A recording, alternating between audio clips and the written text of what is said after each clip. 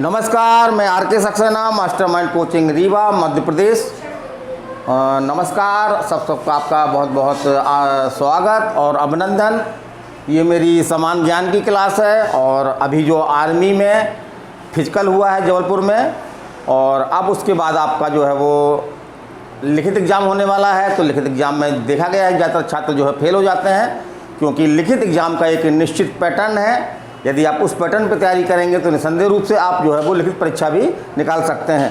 तो अग्निपथ के लिए भी ये बैच हमारा क्लास बहुत ही महत्वपूर्ण है, और अग्निपथ के लिए हम जल्दी ही जो है वो एक स्पेशल बैच स्टार्ट करने वाले हैं। तो जिन लोगों ने फिजिकल पास कर लिया है वो हमारे इस बैच का फ़ायदा उठा सकते हैं। चलिए, मैं चला रहा हूँ भारत का भूगोल, और भारत के भूगोल में आज हमने लिखा है भौतिक स्वरूप। छोटा हमारा टॉपिक है भौतिक स्वरूप, और क्लास कौन सी हमारी है? पार्ट 3 क्लास है।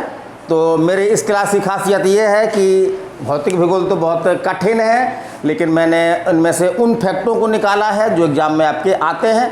तो क्यों ना हम सीधे सीधे वही फैक्ट पढ़ लें जो एग्ज़ाम में आते हैं, ताकि हमसे पेपर अच्छे से बन सके। चलिए हम चलते हैं। तो भारत को भौतिक रचना तथा धरातल के आधार पर जो है वो 5 भौतिक स्वरूपों में जो है वो बांटा गया। वो कौन कौन से हैं इसको याद रखना है आपको। उत्तर का पर्वतीय मैदान, फिर आपका है सिंधु और गंगा के विशाल मैदान, फिर है आपका प्रायद्वीपीय पठार, फिर है आपका मरुस्थलीय प्रदेश, और फिर अंतिम है आपका समुद्र तटीय मैदान। चलिए, इनमें से जो इम्पोर्टेंट फैक्ट हैं उनको हम ले रहे हैं आज। तो एक तो आपका ये फैक्ट आता है कि भारत के कितने प्रतिशत भाग पर जो है मैदान है। तो कितने प्रतिशत भाग पर मैदान है? 43। कितने परसेंट पर? 43 है ना। और 10.7% पर क्या है आपके जो है वो पर्वत हैं। चलिए आगे चलते हैं। तो अरावली पर्वत का हमने नाम सुना होगा, पहले भी हमने पर्वत बताया था आपको। तो उसमें अरावली पर्वत की हमने चर्चा की थी। तो अरावली पर्वत जो है वो विश्व का सबसे प्राचीन पर्वत है ना। अरावली पर्वत जो है विश्व का सबसे प्राचीन पर्वत है, और इसकी सबसे ऊंची चोटी एग्जाम में पूछी गई है। तो वो कौन सी है आपकी? गुरु शिखर। ये कहाँ पे है आपका? माउंट आबू जो राजस्थान में है उसके जो है ये पास है। फिर अगला हम चलते हैं कि ऐसी कौन सी नदी है जो गुजरात के कच्छ के रण में है ना, जो गुजरात के कच्छ के रण में क्या हो जाती है? गायब हो जाती है, लुप्त हो जाती है। तो कौन सी नदी है वो? लूनी नदी है, इसको याद रखिएगा आप। फिर हिमालय से निकलने वाली नदियों की जो मुख्य विशेषता क्या है, ऐसा क्वेश्चन एग्जाम में आया है। तो मुख्य विशेषता क्या है कि साल भर इनमें क्या रहता है? पानी बना रहता है, जल, साल भर जल इसमें बना रहता है। तो क्या विशेषता है? साल भर जो है वो जल बना रहता है। फिर अगली हम देखते हैं तो सतपुड़ा की पहाड़ी की सबसे ऊंची चोटी कौन सी है? तो कौन सी है? धूपगढ़ है, और इसकी ऊंचाई कितनी है? 1350 मीटर। और ये मध्य प्रदेश की भी सबसे ऊंची पर्वत चोटी है ना। मध्य प्रदेश की सबसे ऊंची पर्वत चोटी है। और ये कहाँ पर स्थित है? तो एक तो सतपुड़ा पहाड़ी में स्थित है, लेकिन किस पर्वत में स्थित है? तो फिर पर्वत का नाम क्या है आपके? महादेव पर्वत। क्या नाम है? महादेव पर्वत। फिर अब आगे चलते हैं। अगला है आपका नीलगिरी की पहाड़ी है ना। ये तमिलनाडु में है, और उसकी सबसे ऊंची चोटी कौन सी है? कौन सी है? डोडा बेट्टा।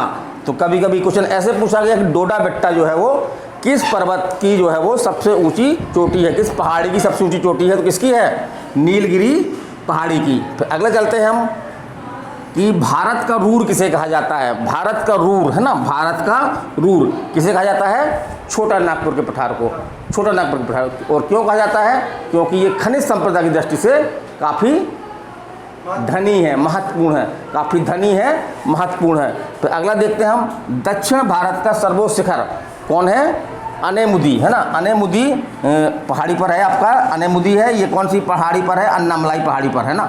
अनेमुदी ये कहाँ पर है?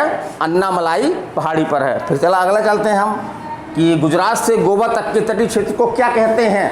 ये क्वेश्चन आया सीधे। गुजरात से गोवा तक के तटीय क्षेत्र को क्या बोलते हैं? तो क्या बोलते हैं? कोकण बोलते हैं है ना, कोकण। और मंगलौर से कन्याकुमारी तक के तटीय क्षेत्र को क्या बोलते हैं? मालाबार तट। फिर आगे हम देखते हैं गंगा नदी को बांग्लादेश में किस नाम से जाना जाता है? ये क्वेश्चन आया है। तो पद्मा है ना। तो पद्मा, तो गंगा नदी कैसी नदी है? पवित्र। तो पासे पवित्र, पासे पद्मा, इस तरह आप याद रखिए इसको। फिर आगे हम चलते हैं कि एक बहुत महत्वपूर्ण प्रपात है आपका शिव समुद्रम जलप्रपात। ये किस नदी पर है? तो कावेरी। किस नदी पर है आपका? कावेरी नदी पर है ये। और बिहार का शोक किसे कहा जाता है? बिहार का शोक किसे कहा जाता है? तो क्या है आंसर आपका? कोसी नदी। और एक इसके बारे में क्वेश्चन और बनता है कि सबसे अधिक मार्ग बदलने वाली नदी है ये, सबसे अधिक जो है मार्ग बदलने वाली नदी आपकी यही है। फिर आपका है ब्रह्मपुत्र को तिब्बत में किस नाम से जानते हैं? सांगपो। सांगपो माने होता है पवित्र, है ना। सांगपो मतलब क्या होता है? पवित्र। तथा बांग्लादेश में किस नाम से जानते हैं? जमुना। बांग्लादेश में किस नाम से जानते हैं? जमुना। फिर सबसे बड़ा प्रायद्वीपीय नदी, ये एग्जाम क्वेश्चन आया है आपके कई एग्जाम में, सबसे बड़ी प्रायद्वीपीय नदी, है ना। तो कौन सी है आपकी? गोदावरी। फिर आपका बंगाल का शोक किस नदी को कहा जाता है? तो दामोदर। फिर आपका सिंधु जल समझौता कब और किन देशों के बीच में हुआ? तो कब हुआ? 1960 में। किन देशों के बीच? भारत और पाकिस्तान। भारत और पाकिस्तान। फिर विश्व का सबसे लंबा कौन सा बांध है? हीराकुंड बांध। किस नदी पर है ये? महानदी पर। फिर आपका आता है वृद्ध गंगा, किसे बोलते हैं?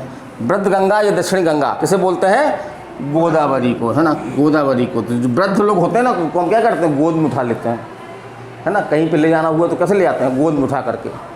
किनको? वृद्ध लोगों को। तो इससे कोडिंग बना लीजिए कि वृद्ध गंगा गोद में ले जाते हैं, मतलब गोदावरी, है ना। फिर आपका भारत का सबसे ऊंचा बांध तो कौन सा बांध है आपका? टिहरी बांध है।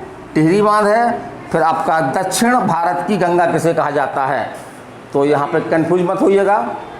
दक्षिण भारत की गंगा जो है वो दो आती हैं। एक तो हमने ऊपर क्या बताया था? दक्षिण भारत गंगा क्या बताया था? कहाँ है ये दक्षिण की गंगा, है ना, गोदावरी को, और दक्षिण गंगा कावेरी को।